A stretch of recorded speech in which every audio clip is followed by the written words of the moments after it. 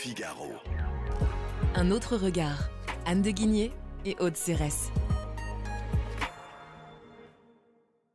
Bonjour Anne de Guigné. Bonjour Aude Cérès. Anne, dans votre chronique Un autre regard, cette semaine, vous avez voulu reparler d'un essai datant de quelques décennies pour analyser l'état du pays au lendemain de ces élections. Oui Aude, c'est un essai paru en 1973, donc c'est clair qu'il est assez oublié, mais je le trouvais intéressant. Donc un livre écrit par un universitaire américain, un prof d'histoire, Edward Fox, qui avait publié donc L'autre France.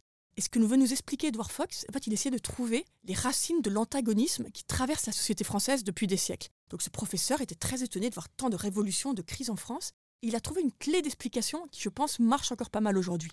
Pour lui, la tension s'explique entre l'antagonisme entre une société agricole, en grande partie autarcique, donc repliée sur elle-même, et une autre France, donc une autre société fondée sur le négoce et ouverte à l'international. Et on voit que cette répartition marche bien dans l'histoire. Au XVIIIe, par exemple, vous avez vraiment une opposition entre le monde moderne des grands ports, tourné vers l'Angleterre, l'anglomania des grands ports, et qui plonge avec passion dans l'aventure capitaliste, et puis de l'autre côté, une société de paysans condamnés à la pauvreté par le morcellement sans fin de la propriété. Donc vous avez d'un côté une France qui rêve de liberté, et de l'autre côté une France, et je vais citer Fernand Braudel, une France terrienne, ankylosée, prise dans des contraintes sans souplesse.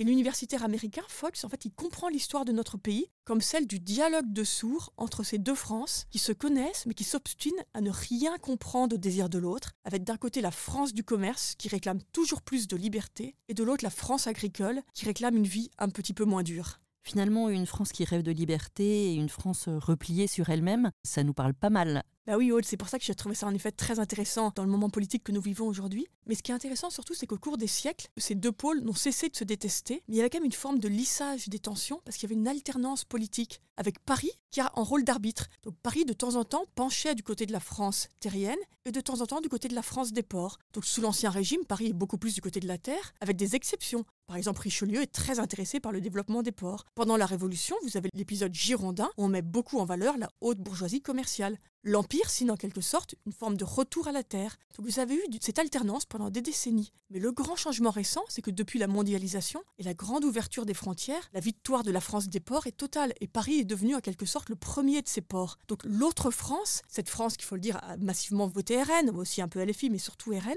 donc cette autre France se trouve abandonnée. Pourtant, elle n'est pas vraiment abandonnée. Si on regarde les chiffres, Paris continue à faire pleuvoir des milliards d'euros de subventions, de politiques, d'aide au centre-ville sur cette France rurale qui souffre. Mais on voit bien que ça n'a en rien diminué le sentiment d'abandon. Finalement, ces milliards qu'on a souvent reprochés au gouvernement actuel n'ont rien changé. Si on lit les votes, on voit bien en tout cas que l'antagonisme n'est pas du tout diminué. Loin de là, qu'il y a vraiment toujours cette immense incompréhension entre cette France tournée vers l'étranger et puis cette France plus repliée, donc qui s'est beaucoup retrouvée dans le programme du Rassemblement national. Et je crois, c'est peut-être facile à dire dans un édito comme ça, dans une chronique comme ça à la radio, mais je crois que quand même le vrai sujet, c'est la décentralisation qu'Emmanuel Macron avait promis dans une certaine mesure, mais qu'il n'a pas du tout mise en place. Il y a eu des discours sur la décentralisation, mais une vraie politique étatique qui n'a en rien permis de revaloriser ces territoires plus lointains. Parce qu'en fait, en France, on parle beaucoup des inégalités entre les revenus. Il y en a, bien sûr, il y a de grandes inégalités, mais plutôt moins que dans les autres pays riches, plutôt moins qu'en Europe. Vous savez, c'est le fameux coefficient de Gini qui permet de mesurer l'écart entre les plus pauvres et les plus riches. Il est plutôt plus faible en France qu'ailleurs. En revanche, vous avez une très grande inégalité entre les territoires, entre les régions, et cette inégalité-là ne cesse de croître. Merci beaucoup Anne de Guigné. Merci Aude. Je rappelle qu'on peut retrouver votre chronique sur le site du Figaro.fr, dans le quotidien, sur Figaro Radio et toutes les plateformes d'écoute. À bientôt.